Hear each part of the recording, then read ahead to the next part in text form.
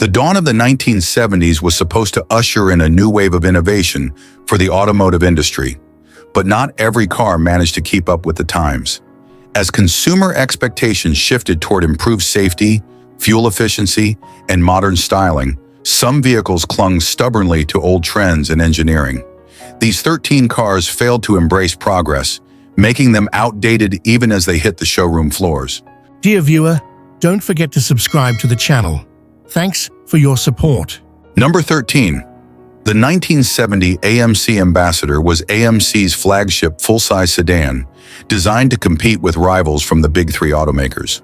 While it offered a comfortable ride and decent features, the Ambassador struggled to stand out due to its outdated styling and reliance on aging platforms.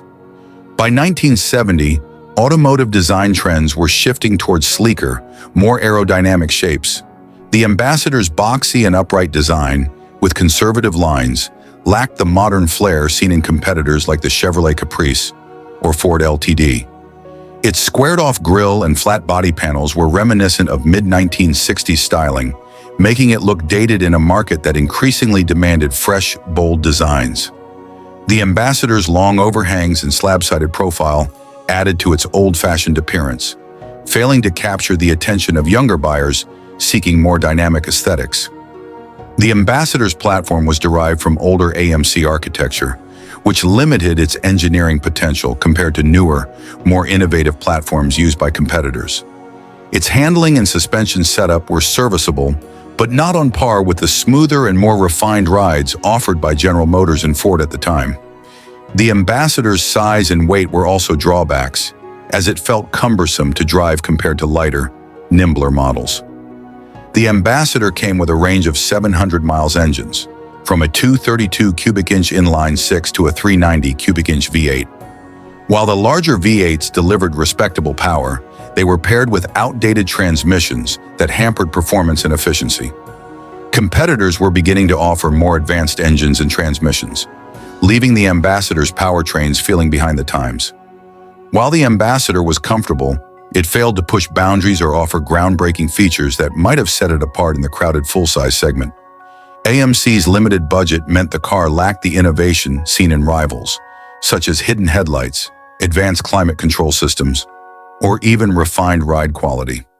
AMC was already struggling to compete with the big three, and the Ambassador's outdated design reinforced the perception that AMC couldn't keep up with its larger competitors.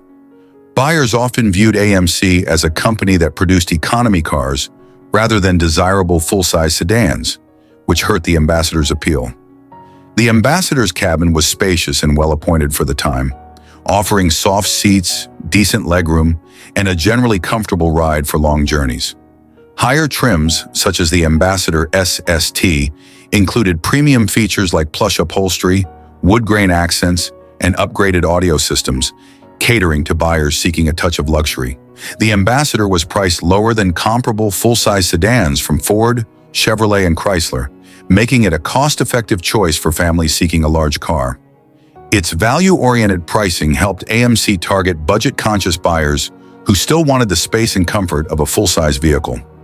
Despite its outdated design, the Ambassador was known for its solid construction and durability, which appealed to buyers who prioritized longevity and reliability over style.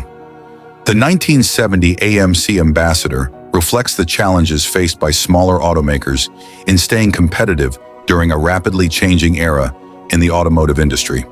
While it delivered on comfort and value, its outdated styling, aging platform, and lack of innovation held it back from truly competing with the dominant players in the full-size market. As the industry moved towards sleeker designs, improved handling, and advanced features, the Ambassador struggled to keep up, ultimately becoming a symbol of AMC's difficulties in adapting to the times. The 1970 AMC Ambassador was a competent car that excelled in comfort and affordability, but failed to evolve with the trends of the era.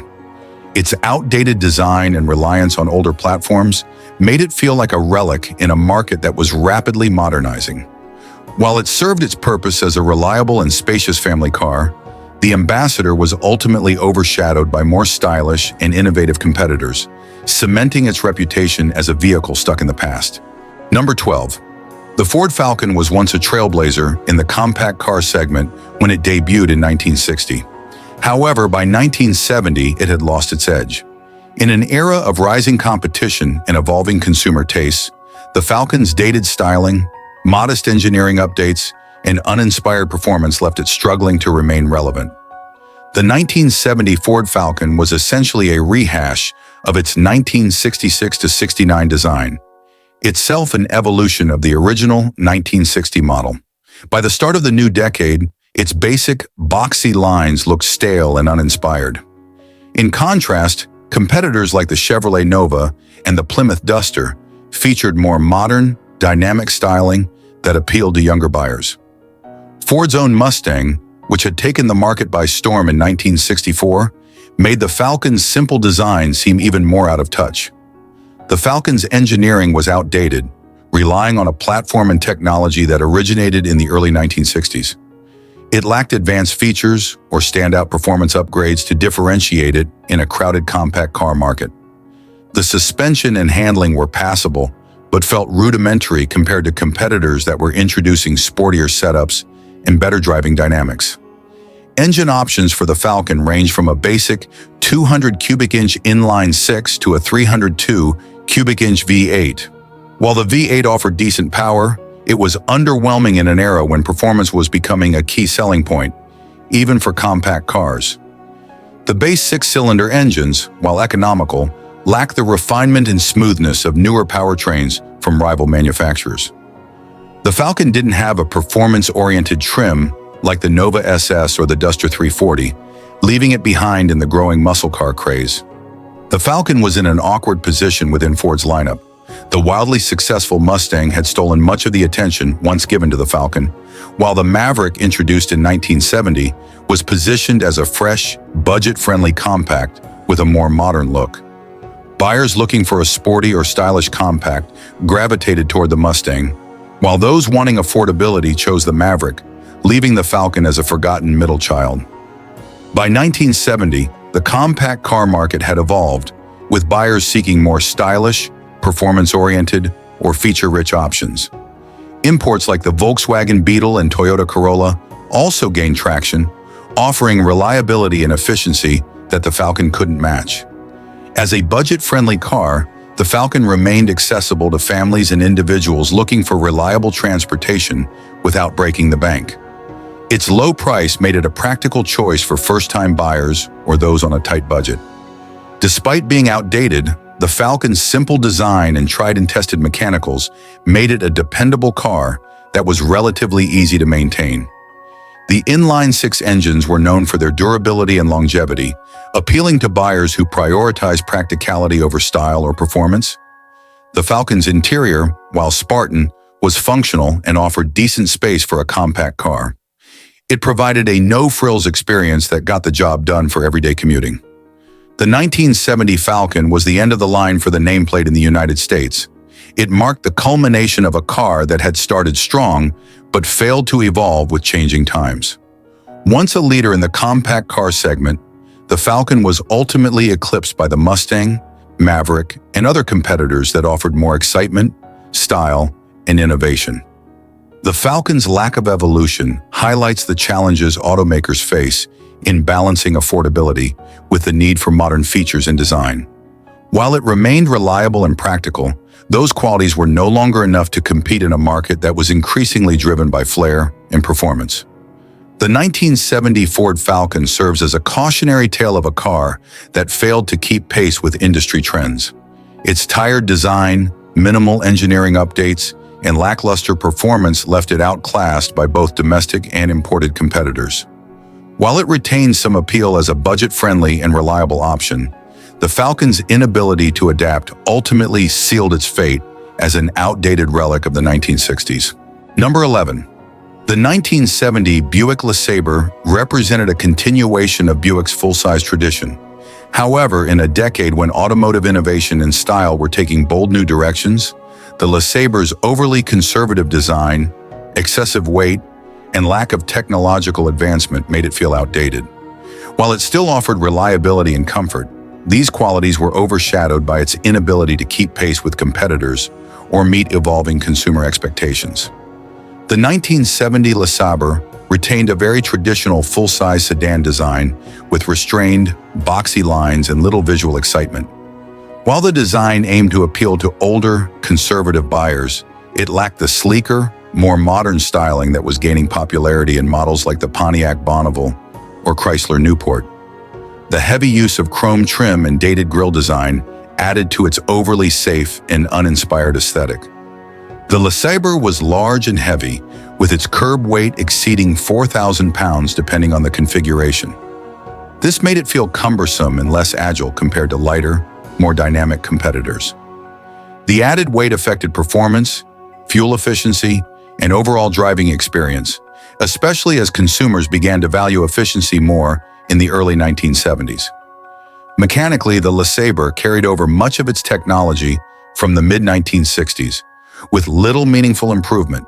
The engine lineup included a base 350 cubic inch V8 and an optional 450 cubic inch V8. While these engines provided ample power, they were not significantly more efficient or refined compared to earlier iterations. It lacked advanced features like modernized suspensions or improved safety systems that were starting to emerge in the industry. The LeSabre prioritized comfort over handling, which was typical for the era, but left it feeling disconnected on the road. The heavy body and soft suspension delivered a floaty, uninspiring ride that didn't appeal to younger buyers or those looking for a more engaging driving experience. Within General Motors' lineup, the LeSabre struggled to stand out. Models like the Oldsmobile Delta 88 and Pontiac Bonneville offered similar features, but with more contemporary styling or performance appeal. In the broader market, competitors like the Ford LTD and Dodge Polara presented stronger options with updated styling and better overall value. Positioned as Buick's entry-level full-size car, the LeSabre was more affordable than the larger and more luxurious Electra 225. This made it accessible to buyers looking for Buick quality at a lower price point. The LeSabre's cabin provided a spacious and comfortable environment with wide bench seats and quality materials typical of Buick's reputation for refinement. It offered optional luxury features like air conditioning, power windows, and an upgraded sound system, catering to families and older buyers who valued comfort over cutting-edge design. The optional 455 cubic inch V8 produced robust power, making the LeSabre capable of solid highway performance and towing. While fuel efficiency wasn't its strong suit, the LeSabre's engines were reliable and delivered the kind of smooth performance expected of a Buick. The 1970 LeSabre was a transitional model stuck between the exuberant designs of the 1960s and the more restrained, efficiency-focused trends of the 1970s. While it was reliable and comfortable, its overly conservative design and minimal innovation left it feeling outdated even in its debut year.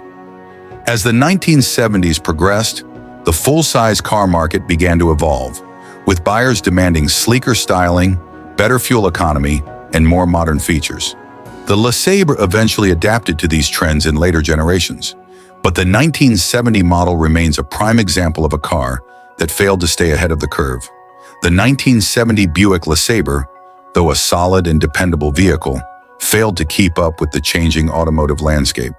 Its conservative styling, excessive weight, and lack of meaningful updates made it a relic of the past in an era where innovation and forward-thinking design were becoming essential. While it served its purpose for traditional buyers, the LeSabre struggled to capture the excitement or attention of a new generation of car enthusiasts. Number 10. The 1970 Dodge Coronet was positioned as a mid-size competitor in Dodge's lineup, available in a variety of trims and configurations. While it offered some powerful engine options and versatility, its polarizing design, lack of innovation, and reliance on recycled mechanical components made it feel outdated and uncompetitive in a rapidly evolving market.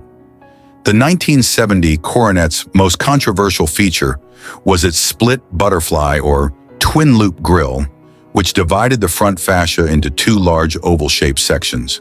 While Dodge intended this design to stand out, it came across as awkward and overly experimental, failing to resonate with many buyers. The grille design was particularly jarring on lower trims, where the lack of chrome accents made it look even more unfinished. The Coronet's underpinnings and powertrain options were largely carried over from previous years, with few updates to keep it competitive. While reliable, the chassis and suspension were aging designs that didn't match the refinement of competitors like the Ford Torino or Chevrolet Chevelle. The base models offered uninspiring six-cylinder engines, while the V8 options, though powerful, were not significantly improved from earlier iterations. Inside, the Coronet featured a straightforward utilitarian interior that lacked the modern styling or premium touches seen in rivals. Lower trims felt particularly Spartan, with basic materials and limited amenities, making it less appealing to buyers looking for a mid-size car with a touch of luxury or innovation.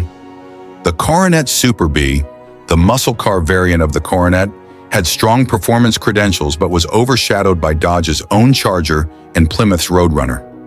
The shared platform and powertrain between these models made the Coronet feel redundant, especially since it lacked the standout styling or marketing appeal of its siblings. The midsize segment in 1970 was highly competitive, with models like the Chevrolet Chevelle, Pontiac GTO, Ford Torino, and Plymouth Satellite offering more attractive designs and updated engineering. The Coronet's dated mechanicals and polarizing aesthetics left it struggling to stand out in this crowded field. The Coronet was available in a wide range of body styles, including a two-door coupe, four-door sedan, and station wagon, catering to a variety of buyers. It also spanned a broad price range, with entry-level models for budget-conscious buyers and high-performance variants for enthusiasts. The Coronet offered a range of V8 engines, including the legendary 426 HEMI and the 440 cubic inch Magnum, providing impressive performance for the Super B and RT trims. These engines helped Dodge maintain its reputation for building some of the most potent muscle cars of the era. Dodge's midsize platform was proven and durable, making the Coronet a reliable choice for buyers who valued dependability over cutting-edge innovation. The Super B variant of the Coronet was positioned as a budget-friendly muscle car, offering big engine performance at a lower price than more luxurious competitors. The 1970 Dodge Coronet is remembered as a mixed bag. While it delivered solid performance and versatility, its polarizing design and lack of meaningful updates made it feel outdated in an era of rapid automotive innovation. The twin-loop grille, in particular, has become a defining feature of this model year, but it's often cited as an example of design gone wrong. As Dodge's midsize offering, the Coronet played second fiddle to the more iconic Charger, which had better styling and a stronger following. Even within the Coronet lineup, the high-performance variants like the Super B struggled to carve out a unique identity, as they were overshadowed by sibling models within the Chrysler lineup. The 1970 Dodge Coronet was a competent but uninspired entry in the midsize market. Its polarizing design and reliance on recycled components made it feel like a stopgap model rather than a true contender. While it had its strengths, particularly in performance-oriented trims, the Coronet ultimately failed to keep up with the competition, leaving it as one of the more forgettable models of its time. Number 9, the Pontiac LeMans was a midsize offering positioned as a versatile option for buyers seeking comfort, style, and performance. While the LeMans had enjoyed a strong reputation during the 1960s, by 1970, it started to feel like a holdover from the previous decade. With its conservative design, lack of meaningful updates, and stiff competition from within General Motors, GM, and other automakers, the 1970 LeMans struggled to stand out. The 1970 LeMans was visually similar to its 1968 and 1969 predecessors, adhering to Pontiac's midsize formula without introducing significant changes. Its basic design lacked the boldness or flair of the GTO, its more famous sibling, making the LeMans feel like a compromise in a market that increasingly valued distinctive looks. While the GTO's aggressive features captured the muscle car craze, the LeMans appeared like a milder version that didn't excite buyers. The platform, suspension, and many mechanical components were carried over from earlier models, with little done to improve ride quality or handling. While reliable, the technology felt stagnant compared to competitors offering more advanced features or engineering. The Pontiac LeMans shared the same GM A-body platform as the Chevrolet Chevelle, Oldsmobile Cutlass, and Buick Skylark. However, it lacked the defining features that gave those models distinct identities. Buyers often gravitated toward the Chevelle or Cutlass, which offered either better value, Chevelle, or more upscale features, Cutlass. The GTO, which was essentially a high-performance variant of the LeMans, further cannibalized its sales by attracting performance-minded buyers. The base model LeMans came with a 250 cubic inch six-cylinder engine, which was underwhelming in terms of performance. While optional V8 engines were available, including a 400 cubic inch variant, these didn't match the performance or excitement of the engines found in the GTO or other muscle cars. Buyers looking for performance often skipped the LeMans entirely in favor of the more purpose-built GTO. The mid-size market in 1970 was highly competitive, with the Chevrolet Chevelle, Ford Torino, Dodge Coronet, and Plymouth Satellite all offering compelling alternatives. The LeMans failed to differentiate itself in terms of styling, performance, or features, leaving it overshadowed by both GM rivals and competitors from other brands. The LeMans was available in multiple configurations, including two-door coupes, four-door sedans, convertibles, and station wagons. This versatility allowed it to appeal to a broad audience. Like other GM A-body cars, the LeMans provided a comfortable ride with decent interior space, making it a practical choice for families or daily drivers. The interior featured straightforward controls and a clean design, though it lacked the premium feel of some competitors. While the base six-cylinder engine was lackluster, the optional V8s provided decent power for buyers who wanted more performance. The 350 cubic inch V8 was a solid choice for those seeking a balance between performance and affordability. The LeMans was priced competitively within the mid-size segment, making it an accessible option for buyers who didn't want to splurge on the GTO or a more premium brand. The 1970 Pontiac LeMans is often remembered as a car that played it too safe. While it was a reliable and practical option, it failed to innovate or capture the excitement that defined the muscle car era. Its predictable styling and lack of differentiation made it feel like a placeholder in Pontiac's lineup, overshadowed by the more exciting GTO in GM's other A-body cars. By the mid-1970s, Pontiac would face increasing pressure to evolve the LeMans to stay competitive in a changing market. However, the 1970 model remains a snapshot of a car caught between eras, neither fully embracing the performance craze nor offering the refinement that buyers would soon demand in the 1970s. The 1970 Pontiac LeMans was a competent but uninspired entry in the midsize market. Its adherence to a predictable formula left it overshadowed by competitors, both from within GM and from other brands. While it had its strengths in versatility and comfort, it lacked the boldness or innovation needed to stand out, ultimately cementing its reputation as an outdated offering in a rapidly evolving industry. Number 8, the 1970 Mercury Cougar, particularly the base model, was meant to serve as Mercury's version of a personal luxury pony car, slotting above the Ford Mustang in size and price. While the Cougar had found initial success during its 1967 debut with its elegant styling and refined approach to the pony car formula. By 1970, it struggled to remain competitive. The base model, in particular, lagged behind its rivals in style, innovation, and performance, feeling more like an afterthought in the increasingly competitive pony car market. By 1970, the Mercury Cougar's design had not significantly evolved since its 1967 introduction. The updates made for the 1970 model year were subtle, including a revised grille with a split design and slightly tweaked taillights. These changes did little to modernize its appearance or make it stand out. Competitors like the Chevrolet Camaro, Dodge Challenger, and even the Ford Mustang were embracing bolder, sportier looks, leaving the Cougar's conservative design feeling dated. While the Cougar nameplate was originally marketed as a more luxurious alternative to the Mustang, by 1970 it struggled to strike a balance between luxury and performance. The base Cougar lacked the aggressive styling and performance features that were becoming the norm in the pony car segment. It felt more like a mid-size cruiser than a true competitor to the muscle cars and pony cars that dominated the era. The base model came standard with a 250 cubic inch inline-six engine that produced just 155 horsepower, a far cry from the powerful V8s offered by competitors. Optional V8s were available, including a 351 cubic inch engine.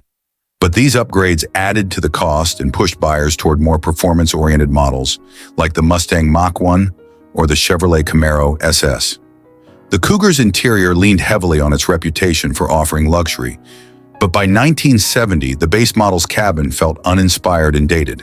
The design and materials hadn't kept pace with competitors that were introducing more modern and sporty touches. The lack of advanced features or even optional performance upgrades made the base Cougar feel like it was stuck in the late 1960s. Within Ford's own lineup, the Mercury Cougar was consistently overshadowed by the Mustang, which offered a wider range of trims, better performance options, and a sportier image at a lower price point. Externally, competitors like the Chevrolet Camaro, Pontiac Firebird, Dodge Challenger, and Plymouth Barracuda were more exciting and aggressively styled, leaving the Cougar feeling bland and forgettable in comparison. Mercury tried to position the Cougar as a personal luxury car, but the base model didn't fully deliver on either luxury or performance. Buyers who wanted luxury tended to move upmarket to cars like the Pontiac Grand Prix or even Mercury's own Cyclone, while performance-focused buyers were more likely to choose a Mustang or one of the muscle car competitors. The Cougar maintained a reputation for offering a smoother and quieter ride compared to other pony cars, making it appealing to buyers who prioritize comfort over outright performance. The base model was an affordable option for those who wanted a slightly more upscale alternative to the Mustang without committing to a fully loaded trim or higher-priced competitor. Although the standard engine was underwhelming, the Cougar offered a range of optional V8 engines, including the 428 Cobra Jet, which provided serious performance for buyers willing to spend more. As Mercury's only pony car, the Cougar still had a unique place in the brand's lineup. It was more refined than the Mustang, which appealed to buyers looking for something different. The 1970 Mercury Cougar base model represents a car caught between two worlds. While it had originally been celebrated for bringing a touch of elegance to the pony car market, by 1970 the automotive landscape had shifted, and the Cougar's conservative design and limited performance options made it feel outdated. As the decade progressed, Mercury would attempt to reinvent the Cougar, moving it further into the personal luxury car category. However, the 1970 model serves as a reminder of a car that failed to keep pace with the rapidly evolving pony car market, leaving it overshadowed by both internal and external competitors. The 1970 Mercury Cougar base model is a study in missed opportunities. While it maintained the refinement and comfort that had originally made it a standout, its outdated styling, lackluster base engine, and uninspired features left it outclassed in an era defined by bold design and high performance. It stands as an example of a car that clung too tightly to its past success, failing to adapt to the changing demands of the market. Number 7. The 1970 Lincoln Continental. Mark III, Ford's response to the Cadillac Eldorado, was marketed as a personal luxury coupe. While it exuded opulence and featured plenty of high-end touches, it also carried design cues and mechanicals that felt more rooted in the 1960s than aligned with the evolving tastes of the new decade. Though the Mark III initially found success with buyers who appreciated its over-the-top luxury, its outdated approach made it feel out of step with a market increasingly favoring sleek, modern designs and improved efficiency. The Mark III was massive, measuring nearly 19 feet in length, with a curb weight approaching 5,000 pounds. Its sheer size gave it a commanding presence, but also made it cumbersome to drive and park. While large luxury cars were common in the 1960s, by 1970, competitors like the Cadillac Eldorado and Buick Riviera were moving towards sleeker, more streamlined profiles that felt more in tune with the times. The Mark III's design, introduced in 1968, carried strong influences from 1960s styling trends, particularly its upright grille, long hood, and pronounced rear overhangs. By 1970, these features felt dated compared to the smoother, more futuristic lines appearing on other luxury cars. The iconic Continental hump on the trunk lid was meant to evoke the elegance of classic 1930s and 1940s designs, but it looked anachronistic by 1970. The Mark III was laden with chrome accents, from its massive grille to the trim around its windows and body panels. While this level of embellishment once signified luxury, it began to feel excessive and outdated as automotive styling shifted toward more restrained and minimalist aesthetics. The Mark III shared much of its platform with the Ford Thunderbird, which had been on the market since 1967. This shared architecture limited its ability to innovate or stand apart mechanically. Despite its focus on luxury, the Mark III's ride quality was sometimes criticized for being overly floaty and disconnected, even by the standards of the era. The Mark III was powered by a massive 460 cubic inch V8 engine, producing 365 horsepower. While powerful, this engine was incredibly thirsty, and its performance was more about effortless cruising than dynamic driving. The fuel economy was abysmal, averaging 8 to 10 miles per gallon, which made it less appealing in a market beginning to show interest in more efficient vehicles. While the Mark III offered luxury features like leather seats, air conditioning, and power everything, these were largely carryovers from the previous model years. It didn't introduce groundbreaking technology or features to distinguish it from its competition. Innovations like front-wheel drive, which Cadillac had pioneered in the Eldorado, were absent, leaving the Mark III feeling less advanced. The luxury coupe segment was fiercely competitive in 1970, with models like the Cadillac Eldorado, Buick Riviera, and Chrysler Imperial offering more modern styling and, in some cases, more advanced engineering. The Mark III's approach to luxury, rooted in size and excess, increasingly felt out of sync with a market that was beginning to favor sleeker, more sophisticated designs. The Mark III was loaded with high-end amenities, including plush leather seats, a Cartier-branded clock, and thick carpeting that gave the interior a rich, opulent feel. Its quiet cabin and smooth ride made it an excellent highway cruiser, appealing to buyers who prioritize comfort above all else. Despite its dated design, the Mark III's imposing grille and long hood made a strong visual statement, appealing to buyers who wanted a car that conveyed power and prestige. The Mark III was known for its sturdy construction and high-quality materials, which gave it a sense of durability and longevity. Despite its shortcomings, the Mark III sold well, thanks to its luxurious image and appeal to traditional luxury car buyers who were less concerned with modern trends. The 1970 Lincoln Continental. Mark III was a car that epitomized the excesses of 1960s American luxury. While it found an audience among buyers who appreciated its opulence and road presence, it also highlighted the challenges facing luxury car makers at the dawn of the 1970s. As the decade progressed, rising fuel prices, tightening emission standards, and changing tastes would push manufacturers toward more efficient and modern designs. The Mark III's successor, the Mark IV, would attempt to address some of these issues. But the Mark III remains a symbol of a transitional period in automotive history, where luxury was defined more by size and embellishment than by innovation or sophistication. The 1970 Lincoln Continental Mark III was a luxurious but outdated offering that clung too tightly to the design and engineering principles of the 1960s. Number 6, the Cadillac DeVille was a symbol of American luxury, and in 1970 it continued its reign as one of Cadillac's best-selling models. However, while it maintained its reputation for comfort and prestige, the DeVille was beginning to show its age. Its massive size, excessive chrome, and traditional design aesthetics seemed out of sync with the evolving trends in the luxury market. As other brands embraced sleeker, more contemporary designs, the 1970 DeVille felt like a holdover from the 1960s. A car that was luxurious but increasingly irrelevant in a changing world.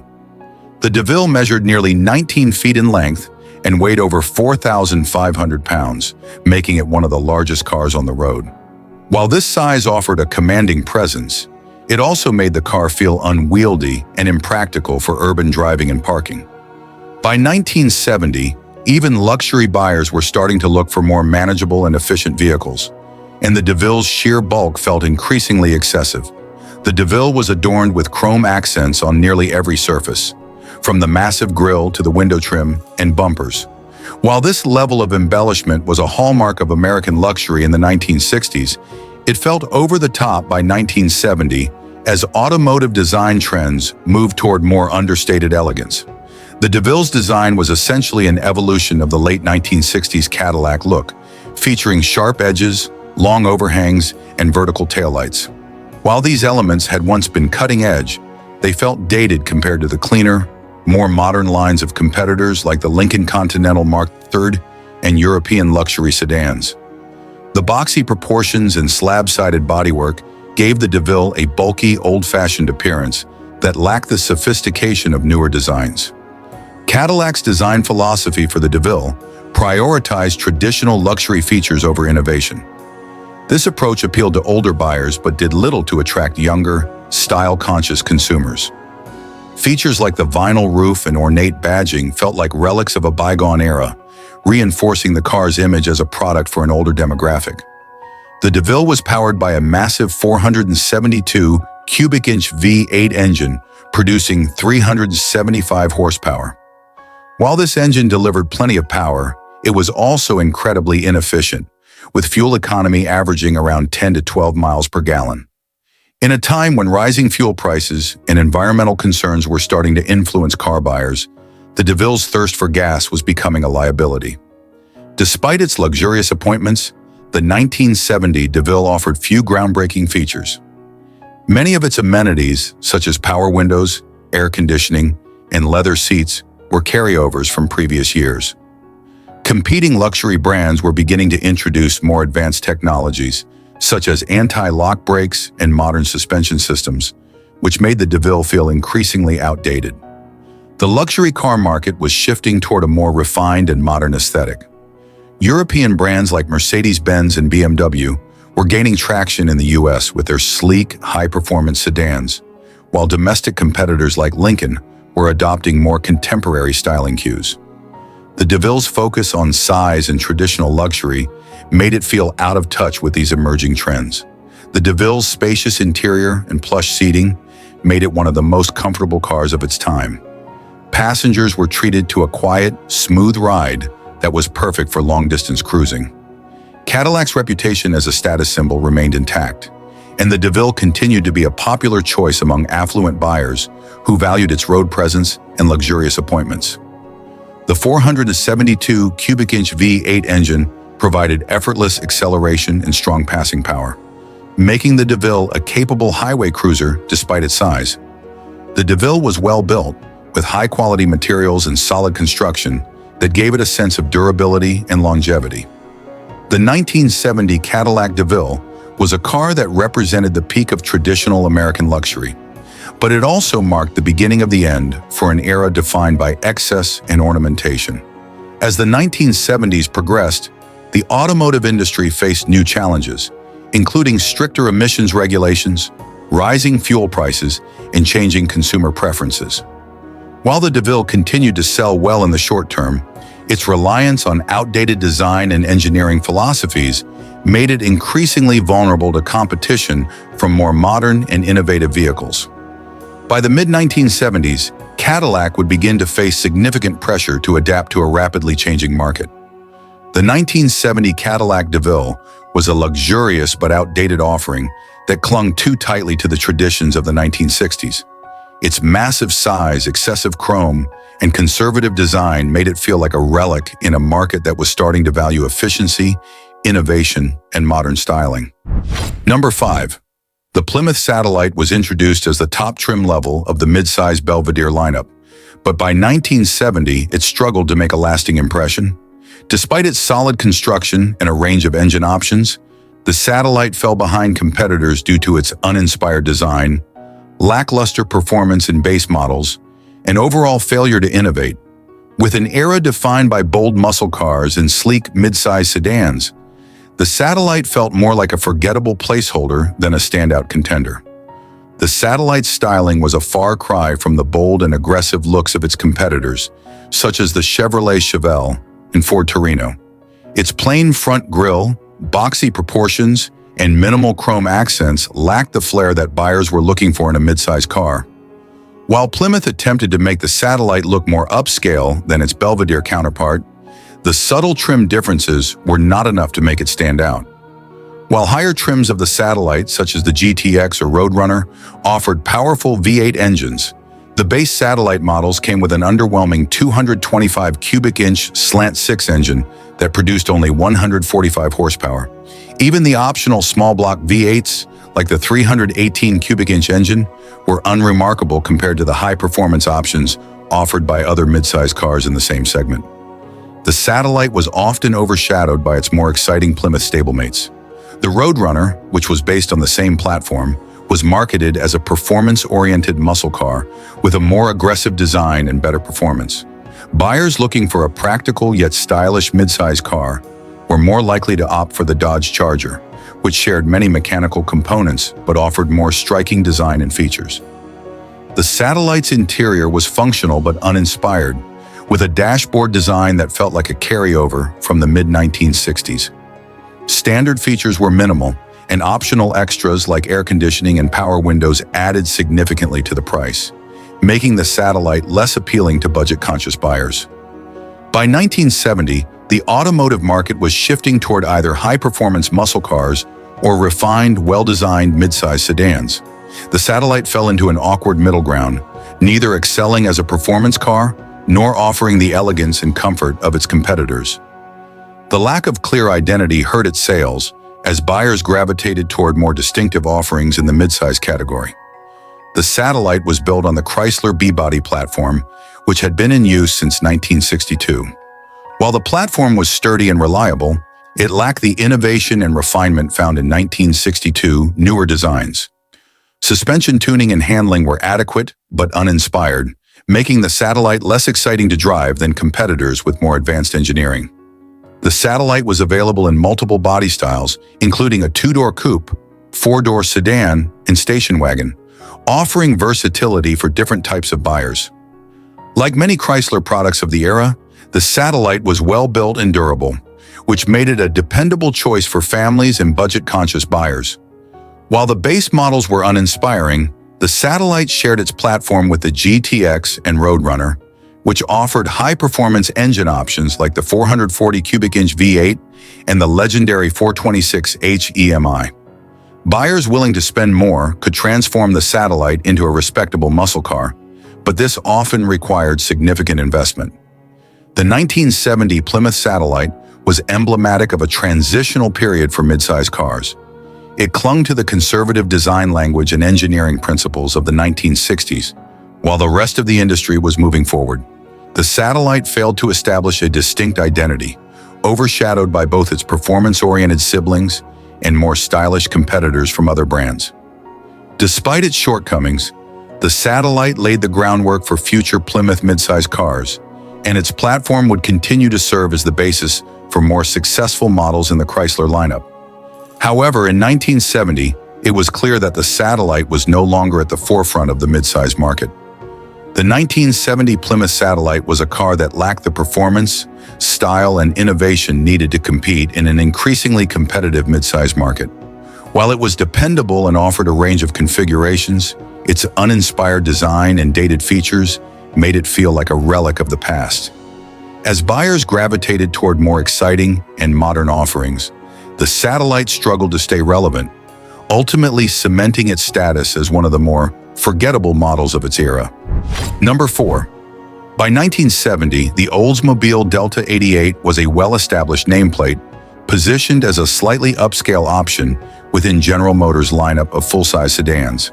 However, the Delta 88's massive proportions, conservative styling, and reliance on an outdated design ethos made it feel increasingly out of step with the changing tastes of the era. As buyers sought sleeker, more modern full-size cars or turned to smaller, more efficient options, the Delta 88 struggled to maintain its relevance. The Delta 88 was part of GM's full-size B-body platform, which prioritized size and comfort, but resulted in a bloated, cumbersome appearance.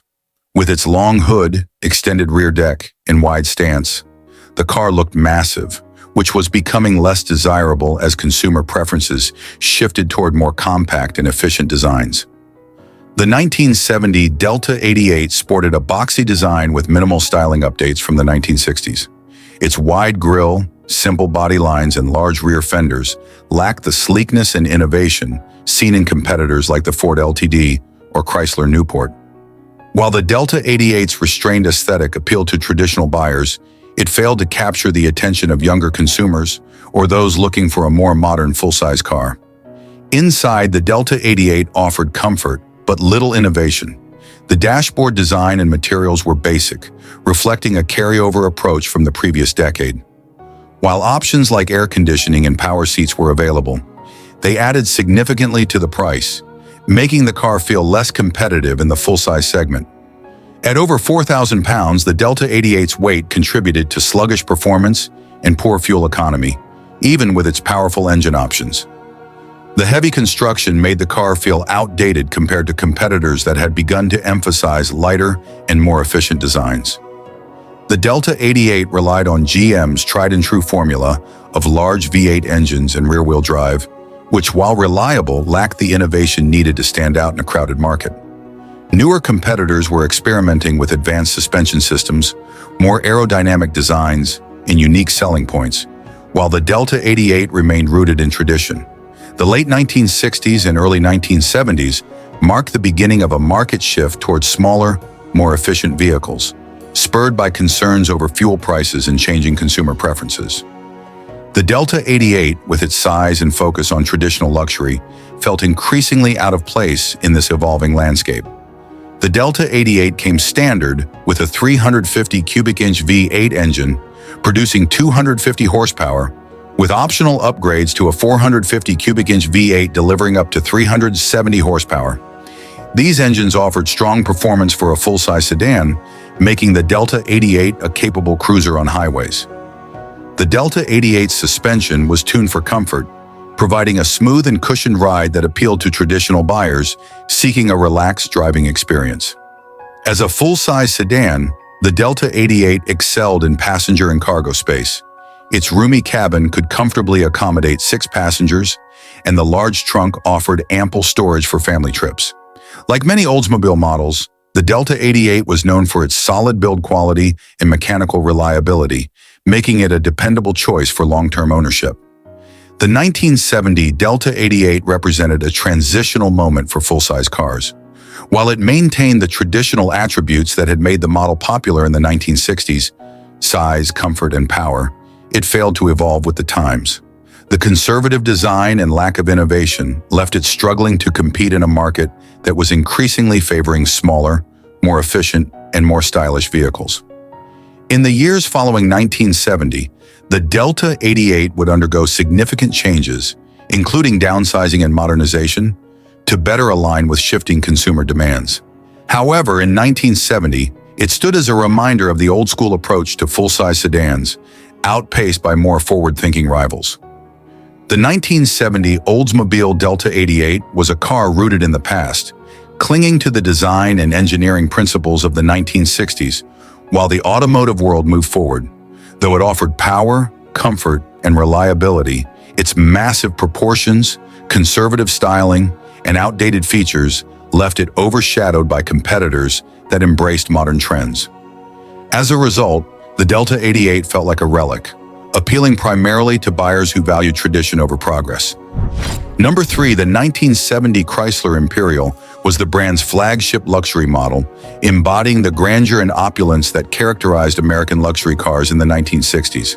However, as the automotive market evolved, the Imperial faced challenges in adapting to new consumer preferences, resulting in a vehicle that felt increasingly outdated. Its oversized dimensions and reliance on traditional design elements alienated a generation of modern buyers seeking a more contemporary luxury experience. The 1970 Imperial was massive, measuring over 19 feet in length and weighing in excess of 5,000 pounds. While this size conveyed a sense of luxury, it made the car unwieldy and difficult to maneuver, especially in urban environments where space was limited.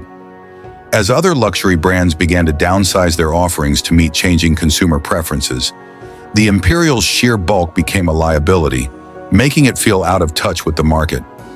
The design of the 1970 Imperial featured a prominent, slab-sided profile with a vast expanse of chrome trim, a characteristic of late 1960s luxury cars.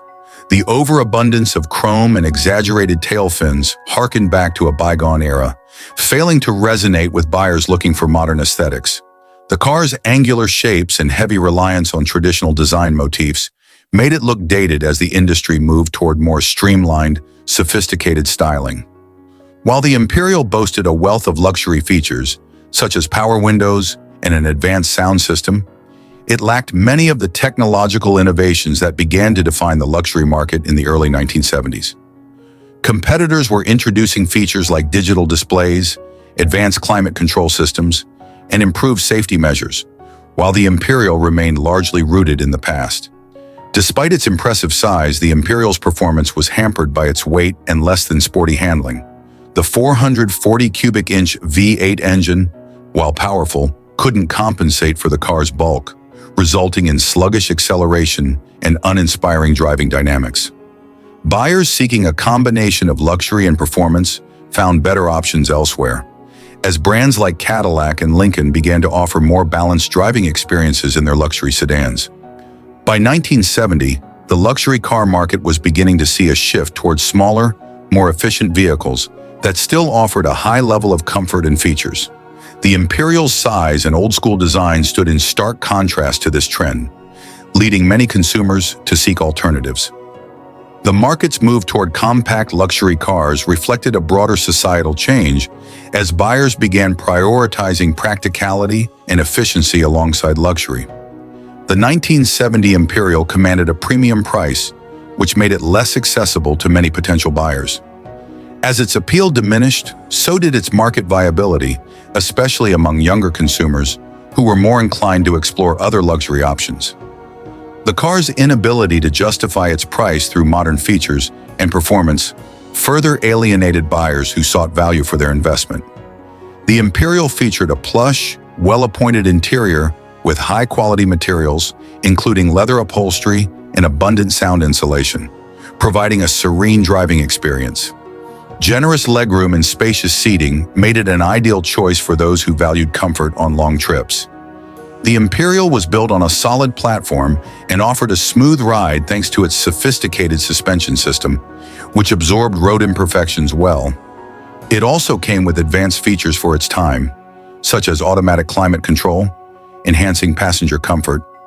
The Imperial's imposing size and traditional styling gave it a commanding road presence that many luxury buyers still appreciated, making it a symbol of status and prestige. The Imperial offered powerful engine options, including a 440 cubic inch V8, which provided strong performance for a car of its class, allowing for confident highway cruising. The 1970 Chrysler Imperial was a testament to the grandeur of American luxury cars, but it struggled to maintain relevance in a rapidly changing market. As the automotive industry began to embrace more modern design and technology, the Imperial's oversized dimensions, outdated styling, and lack of innovation left it feeling like a relic of the past. In subsequent years, Chrysler would attempt to modernize the Imperial, introducing new styling and engineering advancements to better compete with its luxury rivals. However, the 1970 model stands as a reminder of a time when traditional luxury was prioritized over modernity, ultimately alienating a new generation of buyers. The 1970 Chrysler Imperial represented the height of American luxury, but its oversized dimensions and reliance on outdated design cues made it feel out of touch with evolving consumer preferences. Number 2. The 1970 Ford Torino was part of Ford's midsize car line that offered a blend of style and performance. However, while the sportier variants, such as the Torino Cobra and GT, garnered attention for their powerful engines and performance features, the base model failed to leave a memorable impression. The base Torino represented a missed opportunity to capitalize on the model's sporty heritage, feeling out of touch in a market that increasingly favored exciting and innovative designs. The base Torino featured a design that was more conservative and less aggressive compared to its sportier siblings. The styling lacked the distinctive character that could set it apart in a crowded market, leading to a bland appearance that failed to attract attention. With minimal differences from previous model years, the Torino's exterior design felt dated even at its release, as the automotive landscape was shifting toward more aerodynamic and dynamic shapes. Unlike the performance-oriented Cobra and GT models, the base Torino came equipped with a modest engine lineup that prioritized fuel efficiency over power. Engine options were limited to the lower-end V8s, which, while adequate for daily driving, lacked the thrilling performance enthusiasts expected from a car labeled as a sporty model. This focus on practicality resulted in a driving experience that felt uninspiring, leaving performance-minded buyers disappointed. The interior of the base Torino was functional, but lacked the sporty touches that characterize the higher trims. With a basic dashboard layout and minimal options for customization, it fell short of providing an engaging or luxurious experience for passengers. In an era when competitors were emphasizing comfort and advanced features, the Torino's interior felt Spartan and uninviting, further diminishing its appeal. While other automakers were introducing innovative features and improved safety technologies, the base Torino did not keep pace. Its reliance on older platforms and engineering techniques made it feel like a model that was stuck in the past, unable to embrace the modern trends reshaping the industry. Buyers looking for technological sophistication found better options in rival brands that were integrating new safety and convenience features into their offerings. The automotive market in 1970 was becoming increasingly competitive, with manufacturers emphasizing style, performance, and innovation. The base Torino struggled to compete against rival models that offered sportier designs and more powerful engine options. As brands like Chevrolet and Pontiac rolled out performance-oriented vehicles with cutting-edge designs, the base Torino felt like an afterthought, lacking the excitement that buyers craved. The Ford Torino line had the potential to capture the interest of performance enthusiasts, but the base model's lack of standout features led to a perception that it was merely a more pedestrian choice. With performance models gaining popularity and media attention, the base Torino was overlooked, leading many buyers to opt for more exciting alternatives. The Torino was built on a sturdy platform, providing a solid feel on the road. Its construction quality ensured that it could withstand daily use and maintain reliability, which appealed to buyers looking for practicality. The base model offered a roomy cabin, providing ample space for passengers and cargo. This aspect made it a practical choice for families and individuals who valued comfort over sportiness. The base Torino was priced competitively, making it accessible to a broader range of buyers. This affordability allowed it to attract budget-conscious consumers looking for a functional vehicle without breaking the bank. Although the base model itself lacked excitement, Ford offered various optional features and packages that allowed buyers to personalize their cars to some extent, catering to individual preferences. The 1970 Ford Torino base model serves as a reminder of a time when automotive manufacturers faced the challenge of balancing performance and practicality. While the Torino line had the potential to be a major player in the midsize car market, the base model's uninspired design and lack of exciting features left it overshadowed by its sportier counterparts. As the automotive industry continued to evolve throughout the 1970s, the base Torino struggled to maintain relevance in a market increasingly driven by style and performance. The lessons learned from the Torino's shortcomings would shape Ford's approach to future models, as the company sought to find a balance between performance and practicality. The 1970 Ford Torino base model ultimately fell short of expectations in a time when consumers craved more from their vehicles. Its uninspired styling, lack of performance, and failure to innovate placed it at a disadvantage in a competitive market. Number 1. The 1970 Cadillac Series 75. Fleetwood represented the pinnacle of American luxury during its time. Known for its spaciousness and opulence, the Fleetwood was a favorite among high-profile individuals and those seeking the ultimate in comfort and prestige. However, as the automotive landscape evolved, the Series 75 began to show its age, struggling to maintain its status as a desirable luxury vehicle. The Fleetwood's oversized, boxy shape was characteristic of early 1970s luxury cars, but quickly became a liability as consumer preferences shifted towards sleeker, more aerodynamic designs. The heavy use of chrome and sharp angles felt excessive and dated compared to competitors that embraced flowing lines and a more modern aesthetic. While the Fleetwood was designed to convey luxury through its size, its massive proportions made it impractical for many buyers. urban environments began favoring smaller, more maneuverable vehicles, leading to a decline in demand for large cars. The sheer bulk of the Fleetwood made it cumbersome to drive and park, further distancing it from the needs of modern luxury consumers. The large, heavy body of the Fleetwood often led to a sluggish driving experience. As performance became an essential component of luxury vehicles, the Series 75 struggled to compete with rivals, offering a more engaging driving experience. While it featured powerful engines, the focus on comfort and size meant that handling and responsiveness were compromised. The interior, while luxurious, relied on traditional materials and layouts that felt outdated compared to newer models from competitors that were incorporating innovative technology and design elements. Buyers were beginning to expect modern conveniences and tech integration, but the Fleetwood lagged in these areas, making it feel stuck in the past. The rise of European luxury brands like Mercedes-Benz and BMW introduced a new standard of luxury that emphasized performance, styling, and technology. These brands began to attract consumers who were once loyal to American luxury cars, highlighting the outdated nature of the Fleetwood. As compact luxury vehicles gained traction, the Cadillac's bulky design and traditional features seemed increasingly out of step with the changing market. The growing emphasis on fuel efficiency during the early 1970s oil crisis made large cars like the Fleetwood less appealing. Consumers began to prioritize more economical options, making the massive Fleetwood a less desirable choice. Buyers were increasingly drawn to vehicles that offered a balance of luxury and practicality, which the Fleetwood struggled to provide. The Fleetwood offered one of the most spacious interiors available, providing ample room for passengers and a luxurious ride experience. This made it a favorite for those who valued comfort over sportiness. As a Cadillac, the Series 75 maintained a strong reputation for luxury and status. Its long-standing history and association with high-profile figures added to its allure among certain buyers.